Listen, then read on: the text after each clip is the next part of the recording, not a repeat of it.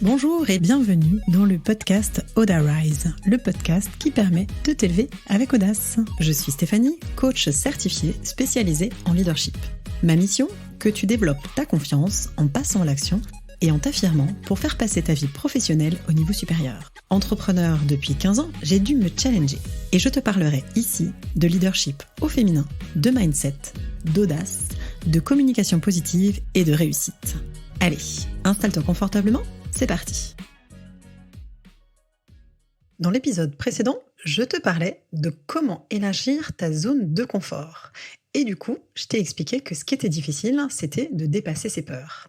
Du coup, aujourd'hui, dans cet épisode 17, je vais te parler des 9 peurs qui te font procrastiner et stagner. Bienvenue dans cet épisode. Aujourd'hui, on va aller aborder la partie touchy, la partie émotionnelle, et on va aller creuser exactement qu'est-ce qui se passe dans ces peurs. Quelles sont ces peurs exactement ? Pourquoi il y a des croyances à lâcher ? D'où vient vraiment la peur ? Quelle est la cause ? Et surtout, comment en sortir ? Je te laisserai pas dans le pétrin, promis, reste jusqu'à la fin.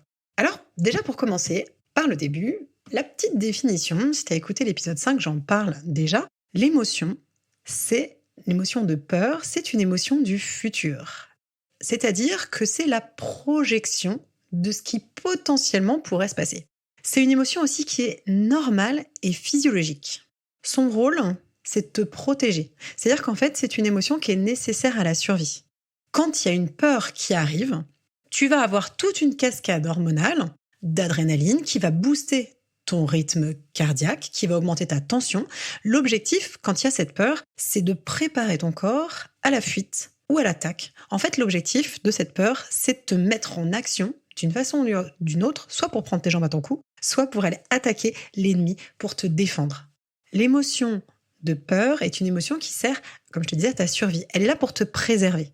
Ce qui est difficile, ça va être de faire avec une anxiété qui est constante. Et c'est pour ça qu'il y a une vraie différence entre l'anxiété et la peur.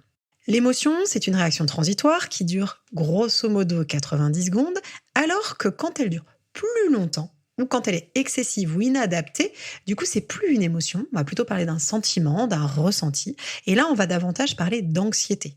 Donc la différence entre l'anxiété et la peur, c'est que l'anxiété, c'est une peur qui va être excessive, inadaptée, qui va prendre le dessus. Là où la peur va avoir un rôle normal, physiologique, informatif, qui va répondre à notre besoin de sécurité.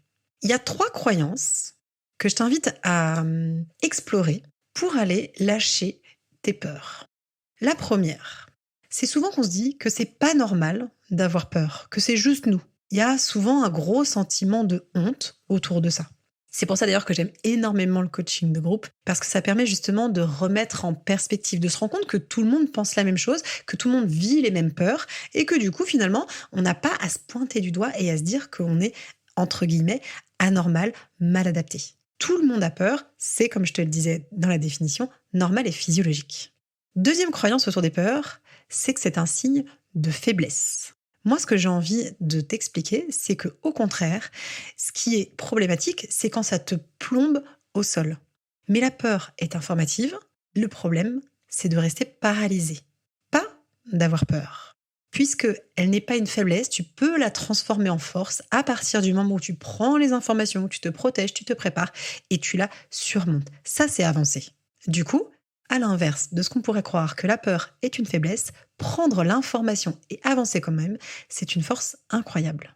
Troisième croyance, c'est qu'un jour on n'aura plus peur. Donc si tu attends ce moment-là, sache qu'il n'arrivera jamais. Comme je te dis, et je le répète volontairement, la peur est une émotion normale et physiologique. Elle sera toujours présente. Par contre, il est possible de la canaliser. Et je t'expliquerai tout à l'heure comment faire. Comme je te disais, la vraie cause des peurs, c'est ton cerveau. D'accord ? C'est lui qui est là pour assurer ta survie, pour te préserver et pour te mettre en sécurité. C'est un vrai rôle de protection. Il va te protéger contre le danger. En fait, ton cerveau, il est biologiquement programmé pour t'aider à affronter ces situations où tu es de mise en danger. Ton cerveau, dis-toi bien qu'il est anti-nouveauté.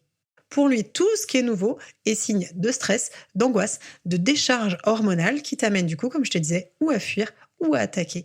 Le but pour lui, c'est que tu restes dans ton cocon, dans ce que tu connais, dans la zone de confort dont je parlais dans l'épisode d'avant. Donc du coup, il va falloir travailler avec ton cerveau pour en faire ton allié. Et c'est pour ça que tout à l'heure, je vais t'expliquer des astuces concrètes pour pouvoir avancer et qu'elles ne te paralysent pas, pour en faire quelque chose. Et bien avant ça, je voudrais t'expliquer les différentes peurs, et j'en ai compté 9. Il y en a certainement plus, mais déjà j'en ai vu 9 qui m'ont sauté aux yeux, qui vont t'empêcher d'avancer et de te lancer. La première, c'est la peur du jugement. La peur du jugement ou de la critique, du regard des autres, qui est souvent mise avec la peur du rejet ou de l'abandon. En fait, c'est la peur de ne pas être aimé. Ça, c'est l'une des premières peurs. Ce regard des autres, l'amour de l'autre, le jugement, la critique, c'est des choses qui nous paralysent, qui nous empêchent d'avancer. Comme si on pensait que tout le monde avait en permanence les yeux braqués sur nous. Et vu que notre objectif, pour survivre, puisqu'on est des êtres sociaux, c'est aussi d'être en groupe, cette peur, finalement, du jugement, de la critique, du regard des autres et de ne pas être aimé, ça va toucher à notre besoin de sécurité, là encore, et c'est pour ça que ça déclenche des peurs. Le remède à ça, je te le donne dans le mille, c'est l'amour de soi. C'est-à-dire que plutôt que de te juger, de te critiquer, d'être dur dans la façon que tu as de te traiter, de te rejeter ou de rejeter tes émotions, de t'abandonner quand tu as besoin de réconfort, ça va être faire l'inverse. Te donner de l'amour pour dépasser cette peur. Te traiter avec bienveillance et douceur. Quand tu as une copine qui va mal, tu te dis pas « Ah non mais franchement, ça va bien, c'est un peu relou ». Tu vas plutôt amener de la douceur, rationaliser, aider, accompagner, écouter. Eh bien, c'est pareil. Te traiter avec amour, c'est la même chose. Deuxième peur, c'est la peur de manquer. Alors, la peur de manquer, elle fait prendre les mauvaises décisions. D'accord ? Alors, qu'on ait peur de manquer de liens, donc d'amour, qu'on ait peur de manquer d'argent, qu'on ait peur de manquer de temps, qu'on ait peur de manquer d'énergie, à partir du moment où tu prends des décisions dans cette peur du manque, ça te fait stagner parce que justement, tu ne peux pas entraîner les bonnes actions. Pour pallier à ça, ce qui est hyper important, ça va être de prioriser, si tu as peur de manquer de temps, ou surtout d'aller voir, à l'inverse du manque, de voir l'abondance, de voir tout ce que tu as déjà. Donc ça va être cultiver finalement le sentiment de gratitude, voir toutes ces fois où tu reçois des preuves d'amour, où tu reçois de l'argent, où tu as du temps, voir tout ce que tu as déjà plus que tout ce qui te manque. Troisième peur, la peur de se tromper. C'est par exemple quand t'embauches quelqu'un, quand t'as envie de déléguer. Tu vois, t'es dans ton activité, tu te dis c'est bon, j'ai trop de trucs et tout, mais je me dis mais c'est pas vrai, si j'embauche la mauvaise personne, qu'est-ce qui va se passer Ou pareil, quand tu te lances dans un projet, tu dis attends, j'ai envie de faire ça, mais est-ce que je le fais vraiment pour les bonnes raisons? Est-ce que c'est vraiment le bon, etc. Cette peur de se tromper, c'est associé souvent à la peur de l'échec, mais j'y reviendrai un peu plus tard. Ce qui va être important, ça va être de changer ton regard sur l'erreur. C'est d'admettre que tu n'as pas à être parfaite, que tu peux lâcher prise, qu'il y a toujours une façon de rebondir. Ce qui va être aussi hyper important, ça va être d'aller travailler sur ton intuition et ta vision, sur ce que tu ressens. Se connecter à toi pour te dire que tu vas faire effectivement les bons choix, que tu vas prendre les bonnes décisions parce que tu seras en lien avec toi. Quatrième peur, la peur de réussir ou la peur de briller. Alors souvent, on pense beaucoup plus à la peur de l'échec. Mais bien souvent, on a aussi peur de briller et de réussir parce que ça veut dire qu'on est sur le devant de la scène. Ce qui nous ramène à la première peur, c'est la peur du jugement, du regard des autres. Tu sais, il y a ce dicton pour vivre heureux, vivons cachés. Mais en fait, c'est exactement ça. Dans cette peur de réussir ou de briller, c'est de se dire, mais attends, mais je suis qui pour faire ça? Je suis qui pour réussir? Et alors là, derrière, tu as la modestie qui arrive et qui te dit, faut pas faire de vagues, faut rester modeste, faut vivre petit. Et tu as aussi tous les conflits de loyauté, c'est-à-dire, est-ce que j'ai le droit de réussir mieux que les personnes au-dessus de moi dans ma lignée familiale? Donc du coup, ça va être sortir de tes croyances pour t'aider, pour justement aller adoucir et prendre du recul, te donner le droit de réussir, pour pouvoir changer là aussi les actions que tu vas poser, sortir de l'auto-sabotage permanent. Parce que moi j'en vois énormément en coaching, des femmes qui sont brillantes, qui sont même exceptionnelles, qui ont des parcours juste de dingue, hallucinants, et qui pourtant jouent petit, qui pourtant sont persuadées qu'elles doivent continuer à prouver leur légitimité, qu'elles n'ont pas le droit finalement de réussir. Donc elles rentrent dans un cycle d'auto-sabotage, de modestie, en permanence. Donc du coup, c'est apprendre à voir sa valeur. Cinquième peur, c'est la peur d'être démasqué si tu réussis. Donc là du coup, tu as dépassé la peur de réussir, tu te lances, mais tu dis attends, si je réussis, et si je me plante? Et là on arrive justement sur le fameux problème de légitimité, le syndrome de l'imposteur, et on sera humilié, et on en revient à nouveau au regard des autres. Donc, tout pareil, c'est voir sa valeur et l'amour de soi à nouveau. 6e peur, la peur d'être égoïste. Alors là, c'est celle qui vient nous faire dire que on n'a pas le droit de penser à soi. Là, c'est activer à fond les ballons la carte culpabilité. C'est se sentir mal quand on fait passer ses projets avant sa famille, quand on fait tel choix en pensant à soi, à son organisation et qu'on en demande plus éventuellement à ses collègues ou ses collaborateurs. C'est effectivement se dire, mais attends, c'est moi d'abord. Et en même temps, l'antidote à la culpabilité, ça va être ta responsabilité. Je répète, l'antidote à ta culpabilité, ça va être de prendre la responsabilité de ton bonheur, prendre la responsabilité finalement de ta vie. Ce que tu as envie de faire va te permettre d'alimenter la bonne énergie, de te faire du bien. C'est-à-dire qu'en fait, quand tu prends du temps pour toi à court terme, ça va bénéficier aux autres. Parce que j'imagine, et rassure-moi, je ne suis pas la seule, quand tu es ronchon, fatigué, grognon, eh ben tu donnes pas les bonnes choses aux autres. Donc à un moment, c'est accepter de penser à soi en premier. Tu vois, imagine, c'est comme une voiture en fait. Tu peux pas demander à ta voiture, je veux aller à Toulouse, à Bordeaux, à Nantes, à l'étranger, si tu mets pas d'essence. Donc en fait, ta responsabilité, c'est de te nourrir d'abord pour pouvoir ensuite aller nourrir les personnes qui sont autour de toi, pour pouvoir aller nourrir tes projets, etc. Tout passe d'abord par toi. 7e peur, ça va être la peur de perdre sa liberté ou son libre arbitre, qui est associée finalement à la peur de s'engager. De s'engager dans une collaboration, de s'engager en en déléguant une partie du travail, de s'engager avec un coach, parce qu'on a peur en fait d'être bloqué. Et là aussi, ce qui va être important, c'est de te souvenir que tu es responsable, que tu peux décider, que tu peux apprendre à dire non et à te respecter et te faire respecter. C'est te reconnecter à ta capacité de pouvoir personnel et d'action. 8e peur, la peur de l'inconnu. Comme je te disais, ton cerveau est protecteur, il n'aime pas la nouveauté, il va te protéger du danger. Donc la peur de l'inconnu, tu vas aller chercher l'information. Tu vas te préparer mieux et tu vas décomposer en étapes pour qu'il panique pas trop le petit cerveau là-haut.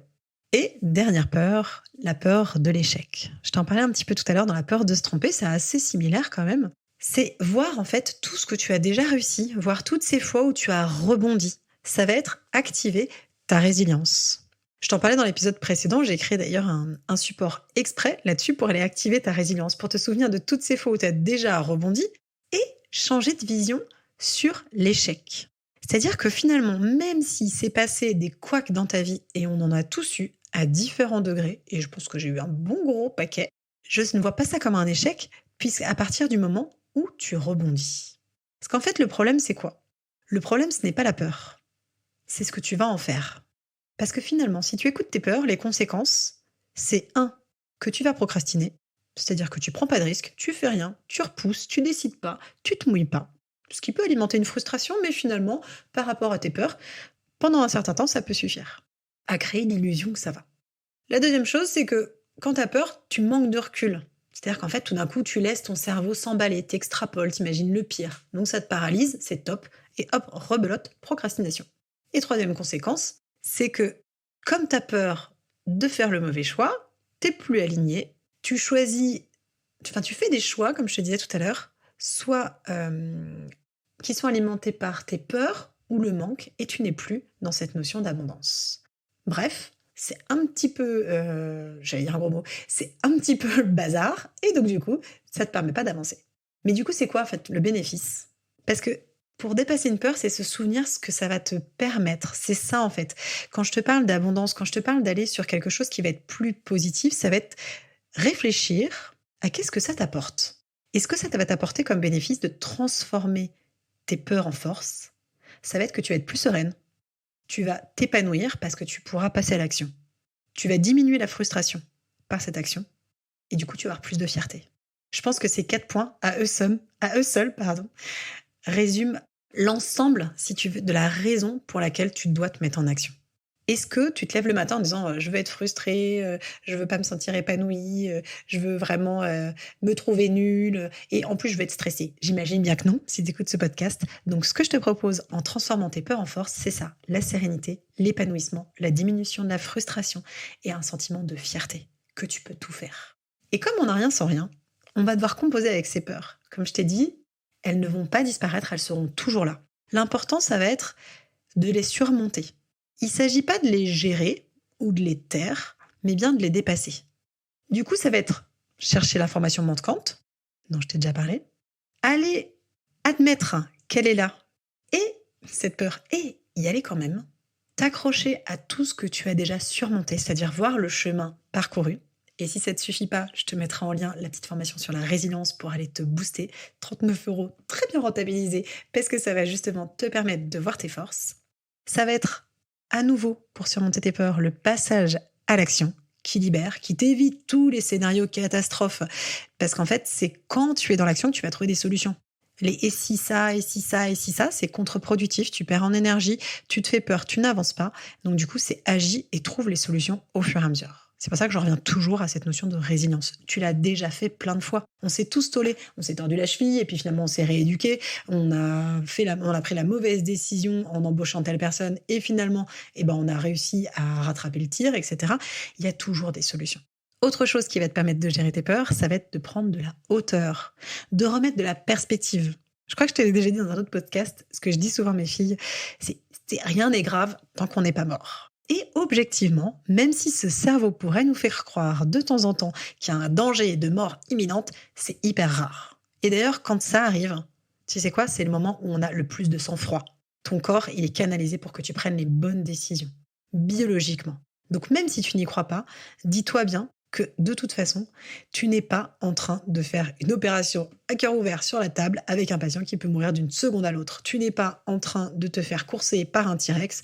Tout va bien se passer. Donc, remets de la perspective pour avancer et pour pouvoir les dépasser et du coup les surmonter. Et dernière chose, dont je crois que je t'ai parlé dans l'épisode 5 sur les émotions, c'est de revenir au corps. Pour sortir de tes pensées parasites, c'est-à-dire de ta tête, reviens dans ton corps. Laisse les sensations corporelles te traverser et teste la méthode Tipeee. Si avec tout ça, tu n'arrives pas à dépasser tes peurs, écoute, je te propose de me contacter pour un coaching et on va aller approfondir ça ensemble, en long, en large et en travers. Mais déjà, essaye de mettre ça en application. Je sais effectivement que quand on a l'habitude de rester dans sa zone de confort, dans les peurs, c'est pas toujours évident. Et je t'assure que ce qui t'attend derrière est super.